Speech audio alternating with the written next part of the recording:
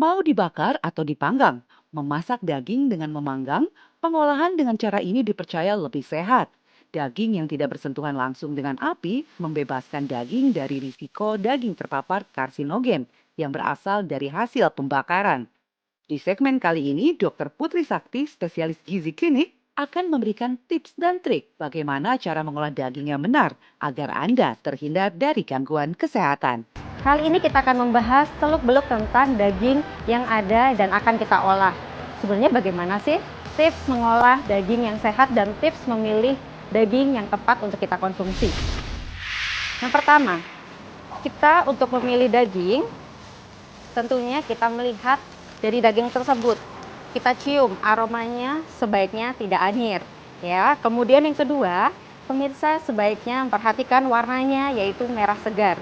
Jadi semakin warnanya pucat, maka perlu kita pertanyakan apakah daging tersebut segar atau tidak. Selanjutnya, kita juga melihat dari segi kekenyalannya. Sebaiknya kalau memang yang segar, daging itu akan kenyal dan kembali lagi teksturnya setelah kita tekan. Dan kalau kita ingin kesehatan yang lebih baik lagi, pilih daerah daging yang lean, yaitu yang kurang daerah garis-garis putihnya yang menunjukkan tingginya kadar lemak dalam daging tersebut. Ketika kita mengolah daging dengan cara digoreng, maka beberapa hal ternyata dapat mengganggu kesehatan kita. Tingginya kadar lemak di dalam daging ternyata ditambahkan dari minyak yang dibuat untuk menggoreng, sehingga kadarnya sangat tinggi, sehingga meningkatkan kalori kita. Selain itu, menggoreng ternyata juga dapat menurunkan kadar vitamin dan mineral di dalamnya, sehingga tentunya tidak baik untuk kesehatan kita. Nah, pilihan lain yang lebih bisa kita pakai untuk mengolah daging adalah dipanggang atau dibakar. Tetapi ada beberapa hal yang perlu kita perhatikan lagi agar pengolahannya tersebut tetap bisa baik untuk kesehatan. Nah, kali ini kalau kita mau ngebahas tentang gimana sih pengolahan yang paling benar untuk pemanggangannya, kita bisa tanya langsung nih sama Chef Lintang. Chef Lintang, boleh dijelasin nggak nih sama pemirsa di rumah, sebenarnya gimana sih cara pemanggangan, proses yang paling tepat dan paling bagus untuk kesehatan pemirsa di rumah nih?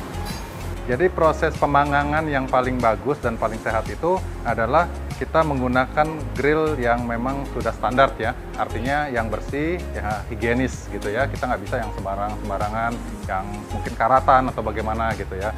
Jadi kita pilih yang berbahan dasar stainless di sini. Dan untuk mendapatkan hasil yang terbaik itu ada tingkat kematangannya. Jadi tergantung dari keinginan pemirsa, seperti itu. Nah, kalau ngomongin tentang tingkat kematangan, kita perlu tanya lagi nih sama Chef Lintang.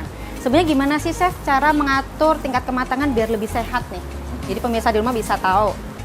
Oke, baik. Jadi yang paling baik itu medium, medium well, juga well done.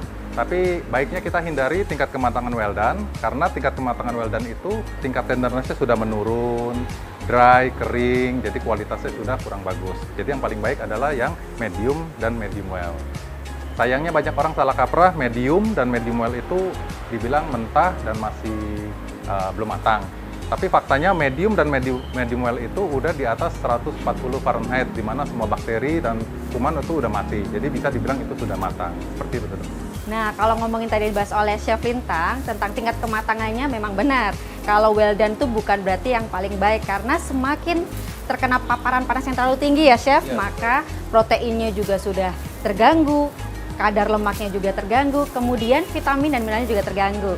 Nah, yuk sekarang kita mulai perhatiin gimana Chef Lintang mengolah daging menjadi steak yang lebih tepat dan sehat lagi ya. Pertama kita seasoning dengan salt pepper yang udah kita siapkan, gitu. Semua sisi, nah, karena ini biar merata, karena ini juga akan tenderloin ya. Dimana tenderloin itu adalah steak yang tidak mengandung lemak. Jadi sudah tidak ada lemaknya, beda dengan sirloin ataupun ribeye gitu ya. Dengan temperatur dan api yang cukup, lalu bisa kita grill langsung di sini. Seperti itu. Kalau untuk suhunya biasanya rentang berapa tuh Chef? Kalau untuk grillnya itu sekitar 180 sampai 240 Celcius gitu kan. Jadi untuk menghasilkan flavor dan aroma yang baik. Nah, dari sini aja kita udah bisa mencium ya aromanya yang bagus seperti itu.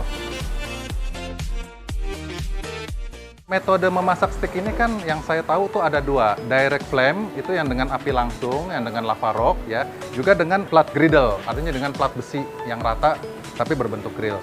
mana sih yang lebih baik dan lebih sehat, Dok? Kalau boleh tahu? Ya, terima kasih Chef Lintang. Jadi memang benar nih yang tadi ditanyakan oleh Chef Lintang. Ada dua hal yang perlu kita perhatikan, ada daging yang dipanggang dan ada yang dibakar. Kalau tadi yang dikatakan oleh Chef Lintang, daging yang diberi alas sebelum terkena api langsung, dia adalah daging yang dipanggang. Contohnya steak ini ya, Chef ya. Daging yang langsung terpapar dengan api akan menghasilkan zat-zat yang bersifat karsinogenik. Karsinogenik adalah zat yang bisa memicu terjadinya kanker di tubuh kita karena dia bisa menyebabkan gangguan mutasi genetik di DNA kita. Oh iya, Dok, saya mau bertanya ya. Yang saya dengar kalau makan steak dibarengin dengan makan ketimun, itu mitosnya tidak baik buat kesehatan. Benar nggak sih, Dok? Oke, kalau ngomongin timun atau sayur-sayuran yang lain ya, karena kan biasanya kalau menyajikan daging panggang itu biasanya dia ada side dish-nya seperti salad atau buah yang lain. Itu bisa membantu menyehatkan tubuh kita. Kenapa? Karena biasanya di sayur-mayur terutama yang bervariasi ya, dia akan tinggi dengan antioksidan. Sehingga paparan dari api yang tadinya tinggi dengan radikal bebas bisa ditekan dengan konsumsi sayur-mayur yang menyertai sajian dari daging panggang ini.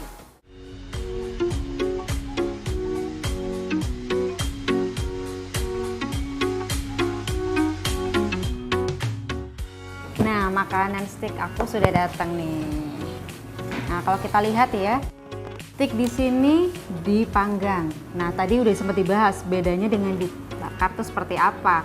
Kalau yang dipanggang kita bisa lihat karena tidak langsung terpapar dengan panasnya api, jadi lebih meminimalisir terjadinya tumpukan-tumpukan kehitaman. Nah, tumpukan kehitaman ini biasanya muncul dari tetesan lemak dan juga jus dari daging yang kemudian terkena dari pembakaran, sehingga pH itu ternyata buruk untuk kesehatan kita, yaitu bisa menyebabkan salah satunya kanker. Nah, kalau kita mau mengonsumsi daging steak, sebaiknya kita perhatikan tingkat kematangannya ya. Seperti daging ini kita bisa lihat kalau daging steak ini sudah matang, sudah tidak ada darahnya, dan jangan khawatir kalau memang kelihatan warna merah muda seperti ini menunjukkan adanya warna jus dari daging ini. Dan yang perlu kita perhatikan adalah hindari sebanyak mungkin daerah-daerah yang hitam dari akibat paparan panggangan. Nah, ini adalah salah satu kelebihan dari daging panggang, yaitu tidak terpapar langsung dari api panas sehingga tidak ada daerah-daerah yang hitam. Beberapa tips yang bisa kita lakukan apabila kita ingin mengolah daging panggang adalah yang pertama, kita pilih daging yang fresh tentunya ya. Kemudian pilih daging yang rendah lemaknya, sehingga biasanya kita lihat dagingnya benar-benar banyak yang merah dibanding putih-putihnya. Selain itu, sebelum dilakukan pengolahan, utamakan untuk diberikan lumuran sajian marinasi sebelumnya, yaitu sekitar 30 menit sampai 1 jam sebelum makanan tersebut diolah. Tujuannya adalah selain bisa mengimbangi antioksidan pada makanan tersebut, kita juga bisa mengurangi paparan secara langsung dari api terhadap daging tersebut.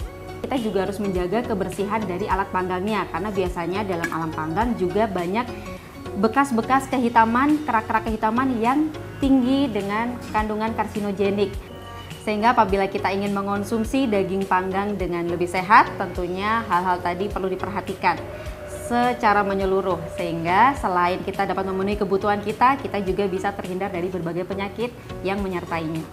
Nah, apabila kita mengonsumsi daging merah, kita juga perlu mengingat porsi yang perlu kita konsumsi, jangan sampai terlalu berlebihan. Kenapa? Karena segala sesuatu yang berlebihan juga tidak baik untuk kesehatan kita. Apalagi jika daging tersebut paparan terhadap panggangannya terlalu lama.